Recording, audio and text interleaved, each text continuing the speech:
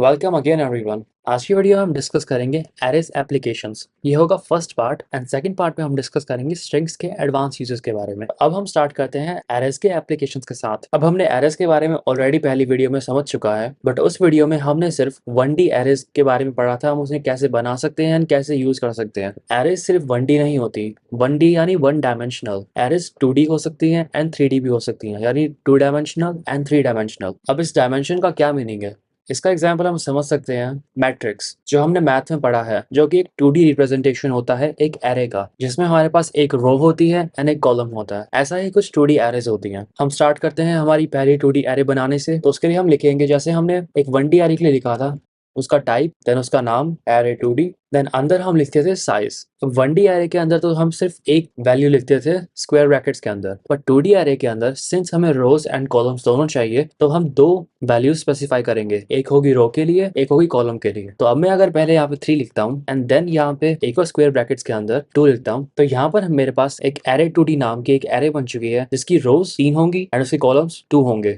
And अब इसकी values में अगर देना चाहूँ तो मैं वही सेम तरीके से दूंगा, कर्ली ब्रेसेस को स्टार्ट करके, जिसमें उसका हर एक एलिमेंट इस बार एक इंटीजर नहीं होगा, बट एक एरे होगी इंटीजर टाइप की, इसका साइज होगा 2। इसमें जो फर्स्ट में लिखा हुआ है यानी कि रो, कितने एलिमेंट्स हमारी एरे में होंगे, और जो 2 लिखा हुआ है यह है हर एलिमेंट जो कि ऑलरेडी एक एरे है उसमें कितने एलिमेंट्स होंगे इंटीजर टाइप के। अब इसके अंदर मैं पहला एलिमेंट लिखूंगा इसका, जो कि इटसेल्फ एक एरे होने वाली है, जिसका साइज यानी जिसके अंदर एलिमेंट्स 2 होंगे, लेट्स से 1, 2। अब ये एक एलिमेंट है हमारी 2D एरे का। अब इसके अंदर एक और एलिमेंट हम लिखेंगे 3, 4, ऐसे ही एक और एलिमेंट 5, 6 एंड देन लास्ट में सेमीकोलन। तो ये हमारी पहली 2D एरे बन चुकी है, जिसके अंदर हमने नंबर ऑफ रोज स्पेसिफाई की, नंबर ऑफ कॉलम स्पेसिफाई किए। जिसके अंदर नंबर ऑफ रोज कुछ ऐसी होती हैं जो हमारी मेन एरे के नंबर ऑफ एलिमेंट्स होते हैं, एंड देन जो नंबर ऑफ कॉलम्स होते हैं वो हमारी मेन एरे के हर एलिमेंट जो ऑलरेडी एक 1D एरे है उसके नंबर ऑफ एलिमेंट्स होते हैं। अब इसको अगर मैं कुछ इस फॉर्म में स्टोर करना चाहूँ जो हमें मैथ्स में समझ आती है, तो इसको मैं कुछ ऐसे फॉर्मेट कर सकता हूँ। तो अगर अब आप इसे देखें तो एक क्लियरली हमें दिखती है 3x2 की मैट्रिक्स है। अब इसे मैं अगर प्रिंट करना चाहूँ तो मुझे लूप्स यूज करनी पड़ेंगे।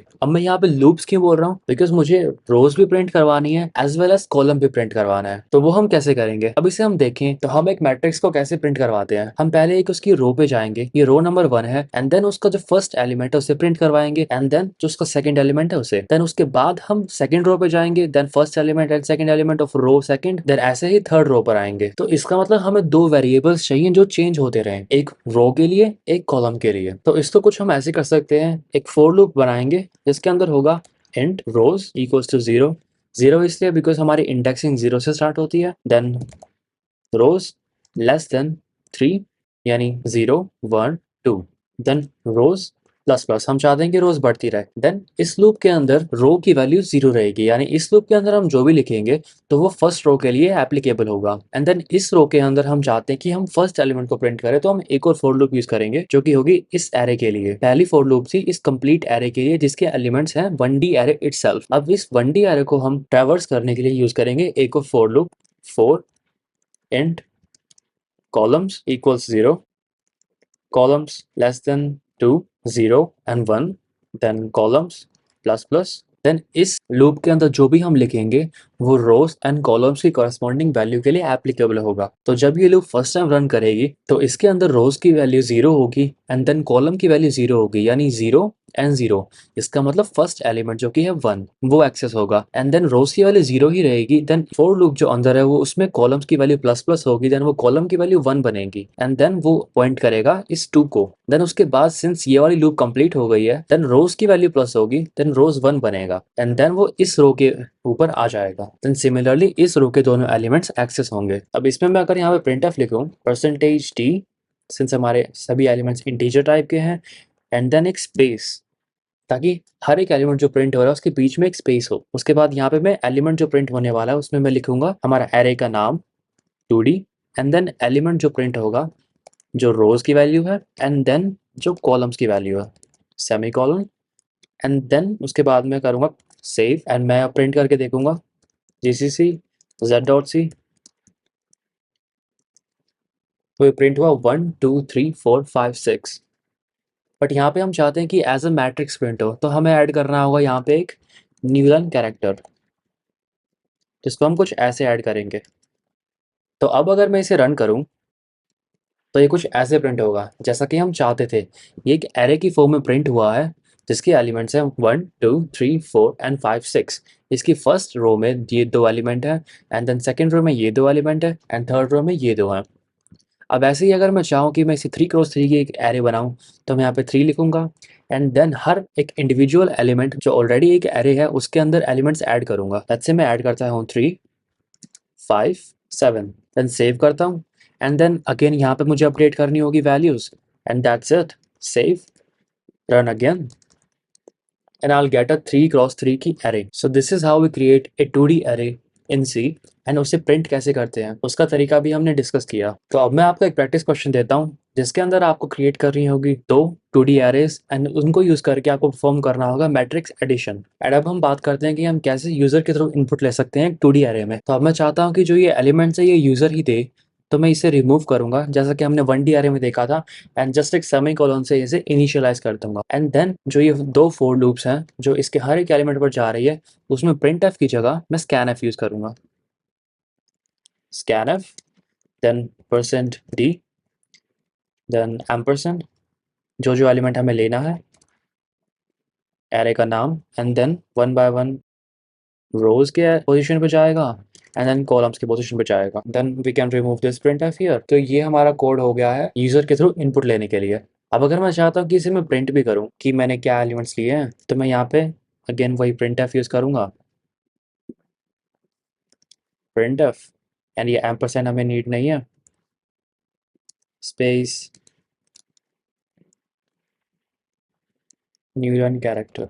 तो ऐसा होगा हमारा कोड जिसमें ये जो नेस्टेड फॉर लूप है ये इस 2D एरे के हर एक एलिमेंट पर जा रही है, एंड उस एलिमेंट को हम स्कैन कर रहे हैं। सबसे पहले फर्स्ट रो का फर्स्ट एलिमेंट सेलेक्ट होगा, यानी 0th इंडेक्स वाली रो का 0th इंडेक्स वाला एलिमेंट सेलेक्ट होगा, एंड उसके बाद 0th रो का फर्स्ट इंडेक्स वाला एलिमेंट सेलेक्ट होगा, एंड ऐसे ही चीज चलती रहेगी। एंड प्रिंटफ हमने ऑलरेडी डिस्कस कर लिया, तो अब इस कोड को रन करते हैं। सेव करा एंड रन किया। तो अब मुझे 3 क्रॉस 3 मैट्रिक्स के इनपुट देने होंगे जो कि मैं दूंगा 1 space 2 space 3, then 4 space 5 cross space 6, then 7 space 8 space 9। Then मैं एंटर हिट करूंगा तो सेम एरे प्रिंट हो गई है। अब अगर मैं चाहूँ तो यहाँ पे लिख सकता हूँ print F the printed array. तो अब इसको रन करते हैं, एंड अब इसके मैं एलिमेंट दूंगा जो कि हम जो चाहें वो दे सकते हैं एलिमेंट्स में।